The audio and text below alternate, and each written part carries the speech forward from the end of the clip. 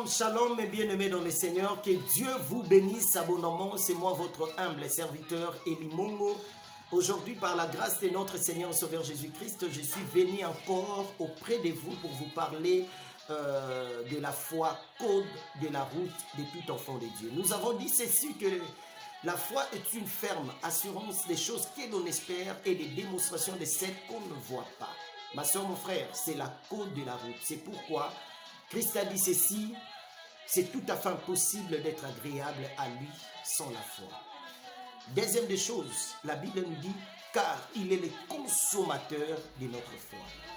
Ma soeur, mon frère, la foi, c'est sa nourriture. Vous devez avoir la foi pour vivre des choses extraordinaires dans votre vie. C'est pourquoi aujourd'hui, je suis venu vous parler toujours de la foi. Tu ne peux pas vaincre dans ce monde si tu manques la foi en toi. Ma soeur, mon frère, la fois passée, nous avons lu la Bible dans Jean 11. La Bible nous a parlé d'un homme qui s'est nommé Lazare. Lazare était mort. Après des jours, il sentait déjà. Mais ils ont invité Jésus. Dès que Jésus est arrivé, la sœur de Lazare s'est présentée devant Jésus pour lui dire, Lazare, notre frère, est déjà mort et il sent déjà. Il fallait venir depuis longtemps. Mais Christ lui a dit clairement, n'ai-je pas dit que si tu crois, tu verras la gloire du Seigneur. Ma soeur, mon frère, Jésus a prié et Lazare était ressuscité. Lazare était ressuscité. Vous devez d'abord croire. C'est la meilleure des choses que vous devez avoir en vie. Mais la chose qui m'a beaucoup touché, si vous lisez, vous continuez dans la Bible, vous allez comprendre que les Juifs étaient divisés en deux. Pourquoi? Parce que Christ a ressuscité Lazare. Il y avait des gens qui croyaient maintenant au ministère de Jésus et il y avait des gens qui continuaient toujours à ne pas croire. Ils s'est divisé en deux et qui cherchaient la mort de Jésus et qui cherchaient à neutraliser Jésus, mais ils ont changé les langages. C'est pourquoi je dis ceci, la foi c'est la code de la route de tout enfant de Dieu. C'est pourquoi je vais te dire ceci. Vous devez savoir, la foi exige beaucoup de choses. Quand tu es un chrétien, quand tu vis dans la foi, tu dois avoir premièrement la patience. Deuxième des choses, la persévérance. Troisième des choses, la détermination. Quatrième des choses, la volonté. Cinquième des choses, l'engagement. Tu dois être engagé en Christ. Le sixième des choses, la confiance en sa parole. Tu dois croire à la parole du Seigneur parce que tu es son fils. La Bible nous dit, serviteur, honore ton maître. Nous honorons notre Dieu, nous honorons notre maître par l'obéissance de sa parole. Le sixième des choses, c'est la motivation. Tu dois être motivé.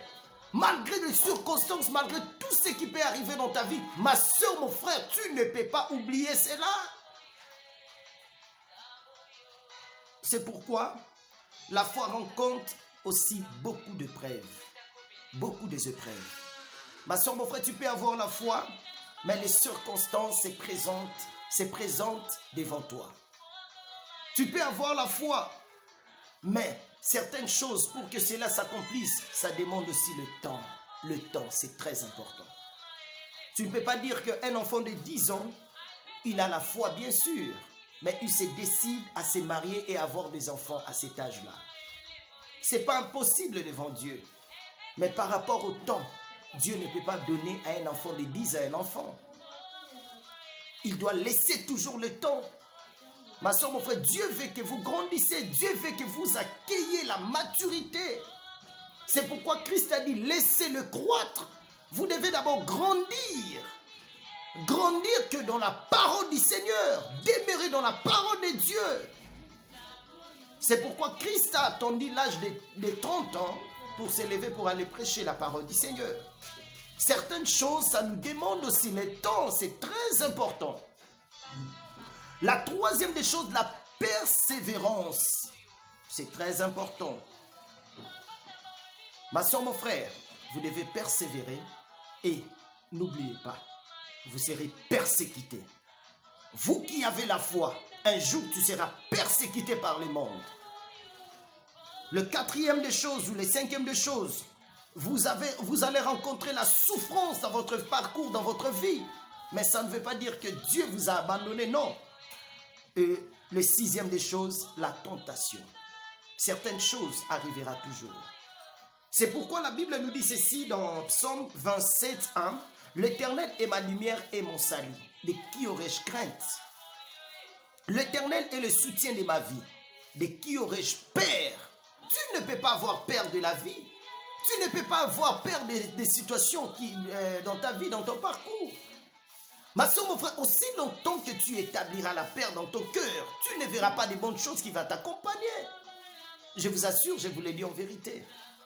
Enfants de Dieu, je vous aime. Mais je vais vous dire ceci. Ne laissez pas au diable de voler votre paix. Le monde où nous sommes, c'est un monde de défis. Vous devez défier votre adversaire. Réclame votre droit. Pour réclamer ton droit, tu dois avoir la foi. Un homme de foi, c'est un homme à craindre. Ma soeur, mon frère, vous devez croire, malgré les circonstances, malgré tout ce qui arrive dans ta vie, dans ton parcours, Dieu sera toujours avec toi et il marchera avec toi. Il te donnera la victoire. Enlevez la peur. La peur ne vous permettra jamais de vivre la gloire du Seigneur dans votre vie. Enfants de Dieu, nous tous, nous devons savoir que Dieu n'a pas créé l'homme pour souffrir. Dieu n'a pas créé l'homme pour souffrir. Mais si aujourd'hui beaucoup d'enfants de Dieu vont souffrir, c'est à cause de la peur qui est dans leur cœur. L'Éternel est mon berger. De qui aurais-je crainte? Il est le soutien de ma vie. De qui aurais-je peur? Il ne faut pas avoir peur. Enlevez la peur. Et vous allez voir des choses extraordinaires qui vont vous accompagner.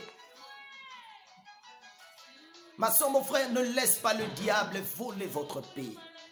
Ne laissez pas au diable de voler votre paix. La Bible nous dit dans Jean 10, 10, le voleur vient que pour dérober, égorger et détruire. Il vient pour dérober. Il va voler la paix dans votre mariage. Il va voler la paix dans votre couple. Il volera la paix dans votre quartier. Il volera la paix entre vous, entre amis. Pourquoi les diables volent leur paix? Pourquoi les diables a volé la paix dans les couples? Ma soeur, mon frère, prenez le temps de vous lever et de chasser les diables, de neutraliser les diables parce que Dieu vous a donné le pouvoir. Lisez la Bible dans Luc 10, 19. La Bible nous dit, je vous ai donné le pouvoir de marcher sur les serpents et les scorpions. Et toute puissance du malin, rien ne peut vous nuire. Ma soeur, mon frère, vous avez le pouvoir. Détruisez le diable. Nous savons bien que le diable est puissant, mais il n'a pas ces pouvoirs-là. Je le sais bien. Le pouvoir nous a été donné par notre Père, par notre Dieu. Tu as le pouvoir en toi, tu dois utiliser ce que Dieu t'a donné. C'est très important que le Seigneur Jésus-Christ vous bénisse abondamment. Je sais bien que vous êtes très nombreux et vous m'avez suivi.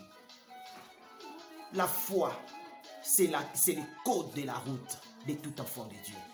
Jésus a vaincu. Jésus a vaincu parce qu'il avait la foi. Enfants de Dieu, ayons la foi et nous allons vaincre partout où nous serons. Que le Seigneur Jésus-Christ vous bénisse abondamment. Quelle que soit la situation, quel que soit ce qui se passe aujourd'hui dans ta vie, je vous assure, vous allez réussir. Et je crois à Jésus parce qu'il ne ment jamais. Que le Seigneur vous bénisse. Je me nomme Eli Mongo, je suis votre serviteur. Si vous voulez m'appeler, mon numéro c'est plus 243 89 79 000 99. Que le Seigneur vous bénisse abondamment. Merci, ciao.